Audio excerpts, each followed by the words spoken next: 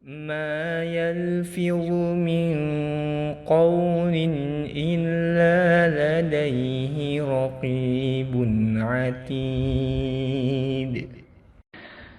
Tidak ada suatu kata yang diucapkannya, melainkan ada di sisinya malaikat pengawas yang selalu siap mencatat.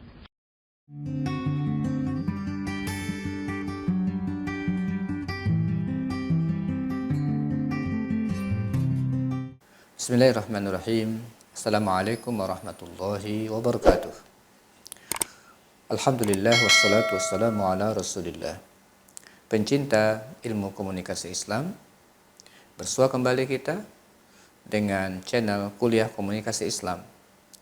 Kita masih membincang tentang komunikasi manusia dengan Allah Subhanahu wa taala Sang Pencipta. Dan kita baru saja membincang tentang permasalahan yang terkait dengan media, yaitu sholat, sebagai komunikasi hubungan antara manusia dengan Sang Pencipta. Allah Subhanahu wa taala sediakan sekian media kita untuk bertemu dengan Allah, berkomunikasi dengan Allah. Dan yang pertama sudah kita bincang adalah masalah sholat. Dan pada kali ini kita masih akan membincang sedikit tentang permasalahan sholat, dan kita akan melihat tentang pola komunikasi kita dengan Sang Pencipta melalui media sholat ini. Pola komunikasi yang akan kita sampaikan terinspirasi dari informasi dari beberapa hadis yang merupakan salah satu sumber dari ilmu komunikasi Islam. Yang pertama adalah hadis yang diriwayatkan oleh Abu Hurairah radhiyallahu anhu dari Nabi sallallahu alaihi wasallam. Beliau berkata, Rasulullah sallallahu alaihi wasallam bersabda, "Man shalla sholatan thumma yaqra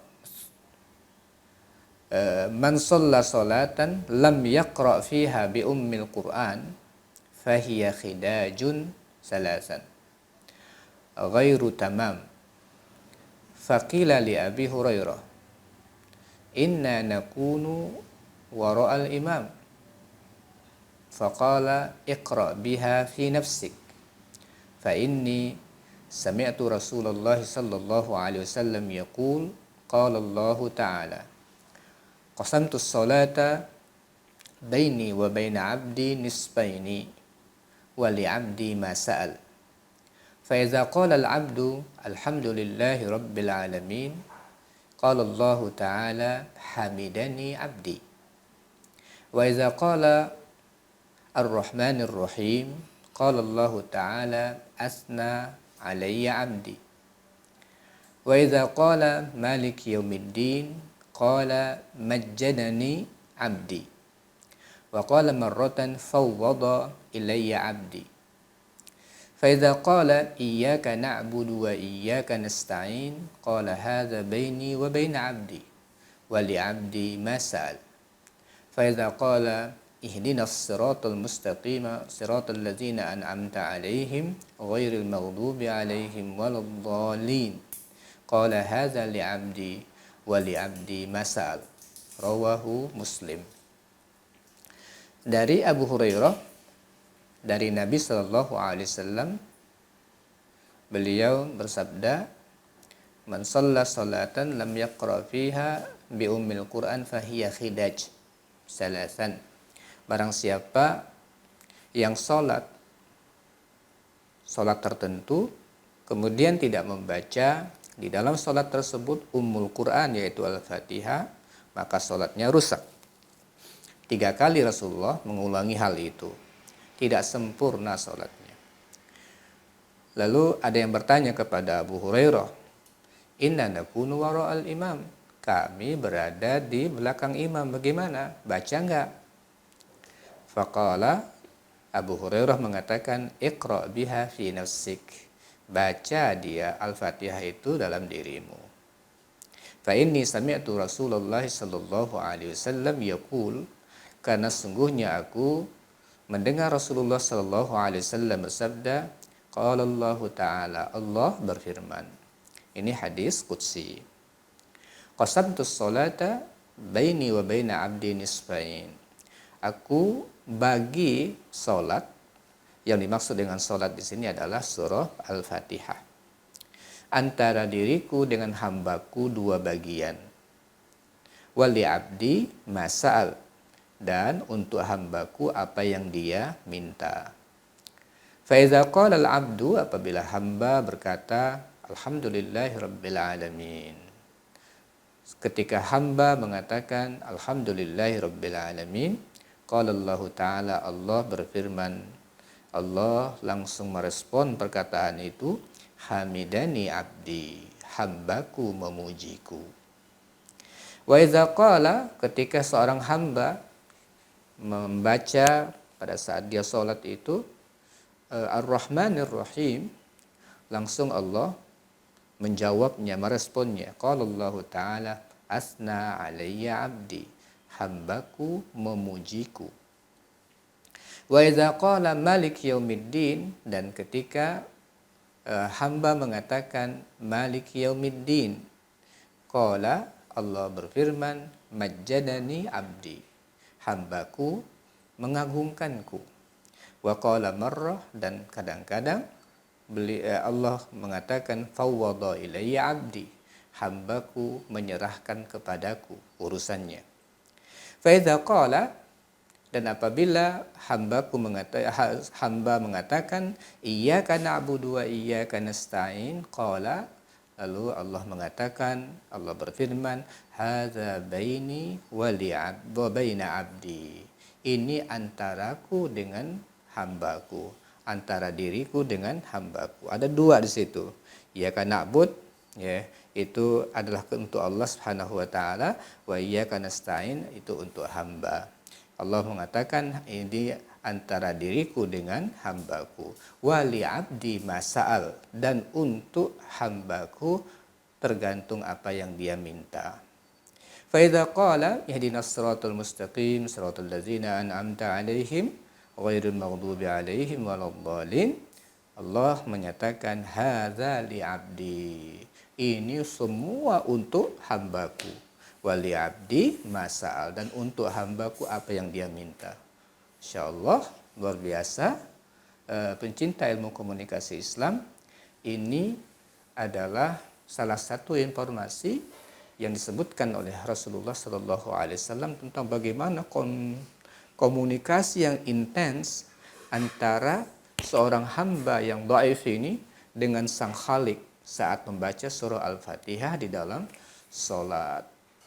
Ini gambaran betapa bahwa komunikasi manusia dengan sang pencipta itu ada yang langsung dilayani oleh Allah Subhanahu wa taala. Kita membaca apa? Ya, alhamdulillahirabbil alamin, langsung Allah mengatakan hamidani abdi, hambaku memujiku. Nah, ada wa idza qala ar-rahmanir rahim, ketika seorang hamba mengatakan ar-rahmanir rahim, Allah Maha Pengasih, Maha Penyayang, Allah langsung mengatakan asna alayya abdi, hambaku memujiku. Seorang ulama, Imam Asy-Syaukani, menjelaskan tentang makna hamidani abdi, hambaku memujiku. Yang disebut dengan hamidani di sini, pujian dengan alhamdulillah, adalah pujian terhadap sifat fi'il, perbuatan Allah, keindahan perbuatan dari Allah Subhanahu wa taala yang maha sempurna. Kemudian ketika mengatakan Ar-Rahmanir Rahim, hambaku memujiku, yaitu pujian terhadap sifat-sifat Allah yang juga maha sempurna. Kemudian ketika kita mengatakan Malik Yaumiddin, inilah pujian terhadap dua sifat sekaligus, sifat pekerjaan fi'il dengan sifat Allah Subhanahu wa taala. Jadi kita sedang mengagungkan Allah Subhanahu wa taala dalam 3,5 surah di dalam surah Al-Fatihah. Ya, ini 2 bagian, 3,5 untuk Allah Subhanahu wa taala, 3 bagian untuk hamba yang sedang bermunajat kepada Allah Subhanahu wa taala. Nah, pencinta ilmu komunikasi Islam, kalau kita melihat daripada hadis ini, jelas sekali bahwa seorang hamba itu betul-betul direspon oleh Allah Subhanahu wa taala ketika berkomunikasi dengan serius dan sungguh-sungguh dengan Allah Subhanahu wa taala. Qala al-Hafiz Ibnu Rajab rahimahullah, fa hadzal hadits yadullu ala anna Allah yastami'u li qira'atil musalli haitsu kana munajiyan lahu wa yaruddu alaihi jawaba ma yunajihi bihi kalimatan kalimah. Al-Hafidz Ibnu Rajab berkata, hadis ini merupakan dalil bahwa Allah mendengar. Sekali lagi, Allah mendengar apa yang dibaca oleh orang yang sholat dalam posisi bermunajat kepadanya, ya, ketika dia sholat, dan dia, yaitu Allah, menjawab munajat hambanya, mendengar apa yang dibaca, kemudian menjawab munajat dari hambanya. Ini jelas sekali tentang bagaimana komunikasi berlangsung antara seorang hamba dengan Al-Khaliq ketika dalam keadaan melaksanakan ibadah sholat, terutama saat membaca surah Al-Fatihah. Kemudian hadis yang lain yang juga diriwayatkan oleh Imam Al-Bukhari dan Imam Muslim, Rasulullah sallallahu alaihi wasallam, yanzilu rabbuna tabaraka wa ta'ala kulla lailatin ila sama'id dunya hina yabqa sulusul lailil akhir fayaqul man yad'uni fa astajiba lahu wa man yas'aluni fa'utiyahu wa man yastaghfirli fa'aghfir lahu. Rabb kita turun ke langit dunia pada setiap malam, yaitu ketika sepertiga malam terakhir. Setinggal sepertiga malam, bagian akhir daripada malam. Allah berfirman, barang siapa yang berdoa kepadaku, niscaya aku kabulkan. Barang siapa yang meminta kepadaku, aku akan penuhi. Barang siapa yang memohon ampun kepadaku, aku akan terima ampunannya. Masya Allah, itu sepertiga akhir daripada malam. Artinya kalau kita bagi malam itu dalam 3 bagian, bagian terakhir itu adalah Allah Subhanahu wa ta'ala khususkan bagi orang yang bangun malam pada saat itu untuk memperhatikan betul. Barang siapa yang berdoa akan dikabulkan, barang siapa yang meminta akan diberikan apa yang diminta, barang siapa minta ampun diampuni. Masya Allah, ini luar biasa komunikasi antara Allah Subhanahu wa ta'ala dengan sang pencipta, antara seorang manusia dengan sang pencipta. Lalu ada hadis yang lain menjelaskan tentang keterputusan komunikasi ini. Imam Ahmad, Abu Daud dan An-Nasai dari Abu Dzar radhiyallahu anhu, beliau berkata, qala Rasulullah sallallahu alaihi wasallam, Rasulullah bersabda, la yazalullah muqbilan 'alal 'abdi fi salatihi ma lam yaltafit fa idza sarafa wajhahu in sarafa anhu. Allah senantiasa menghadap kepada hamba dalam salatnya. Ini informasi dari Rasulullah sallallahu alaihi wasallam. Allah Subhanahu wa ta'ala, ya, senantiasa menghadap kepada hamba dalam sholatnya sepanjang hambanya itu tidak memalingkan wajahnya. Apabila dia memalingkan, ya, fa idza sarafa wajhahu, memalingkan wajahnya, in sarafa anhu, maka Allah akan berpaling darinya, putuslah komunikasi.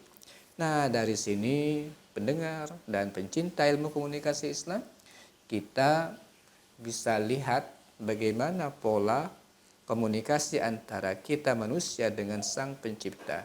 Silahkan, ya, lihat di slide, ya. Silahkan lihat di slide bagaimana manusia menyampaikan pesan-pesan di waktu mereka sholat, di media sholat.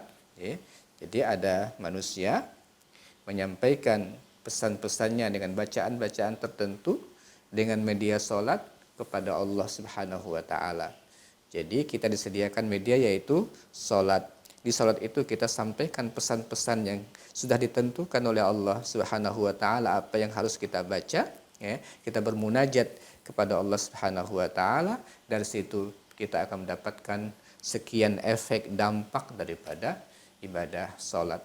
Dan dampak-dampaknya kemarin sudah kita pelajari pada pertemuan-pertemuan. Silahkan buka episode berikutnya di link YouTube kami untuk mengulang kembali bagaimana pengaruh daripada sholat yang efektif, yang apabila dilaksanakan bisa mencegah fahsya dan mungkar, orang akan jadi baik.